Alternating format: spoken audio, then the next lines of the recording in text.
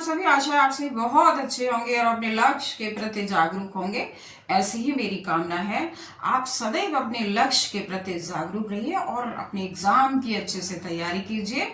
आज मैं आप लोगों के लिए कथा भारती से पंचलाइट कहानी लेकर आई हूँ, जो आपके एग्जाम में 5 नंबर की आएगी। कितने नंबर की आएगी? 5 नंबर की आएगी और ये बहुत ही महत्वपूर्ण कहानी है। तो आइए सबसे पहले हम इसके पात्रों के विषय में जानेंगे। देखिए, अब इसमें पात्रों में क्या है, 2 टोलियां हैं। एक तो महतो टोली है और एक राजपूत टोली है। अब महतो टोली में कौन कौन है? टोली के सरदार हैं। और कौन है? दीवान है, गुलरी काकी है। और गुलरी काकी की बेटी कौन है? मुनरी है। मुनरी की सहेली कनेली है और गोधन है। जो गोधन है वो मुन्नी को देख करके क्या है, गाना गाता है, सनेमा का गाना गाता है।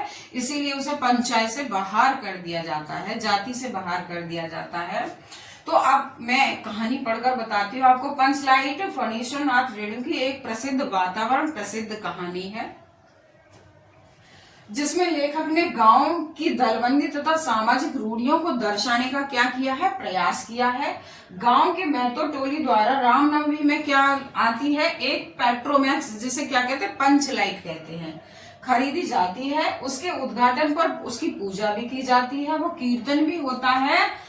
किंतु महतो टोली में से किसी को क्या है, पंचलाइट जलाना नहीं आता है, यानी पंचलाइट जलाना कोई नहीं जानता है। अन्य किसी से पंचलाइट जलवाने में क्या होता है, उनकी प्रतिष्ठा के विरुद्ध है, यानी वो उनकी जो है प्रतिष्ठा डाउन गिरती है, इसीलिए वो जलवाना नहीं चाहते। गांव की दूसरी टोली इस पर क्या कसती है, ताना कसती है। और तब गांव की लड़की जो मुनरी है, अपनी सहेली करनी के माध्यम से पंचलाइट के सरदार को जानकारी देती है कि गोवर्धन को क्या आती है, पंचलाइट जलाना आता है, जिसका मुंडी को देखकर सिनेमा का गाना गाने के कारण हुक्का पानी बंद कर दिया गया था।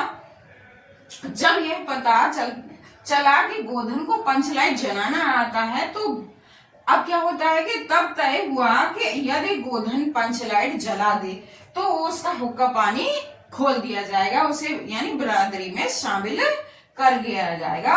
गोधन ने आकर, अब क्या हुआ कि गोधन ने आकर पंचलाइट जला दी और सरदार ने उससे कहा कि खूब सनीमा का गाना गाओ, क्योंकि तुमने हमारी इज्जत बचा ली।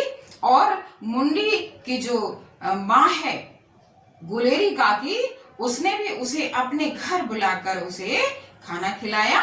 तो इस तरह से ये जो पंचलाइट कहानी है आपके लिए बहुत ही ज्यादा महत्वपूर्ण है। आशा है आपको समझ में आई होगी और अच्छे से तैयारी कीजिए। मेरा चैनल पसंद आया हो तो लाइक कीजिए, सब्सक्राइब कीजिए, शेयर कीजिए। धन्यवाद।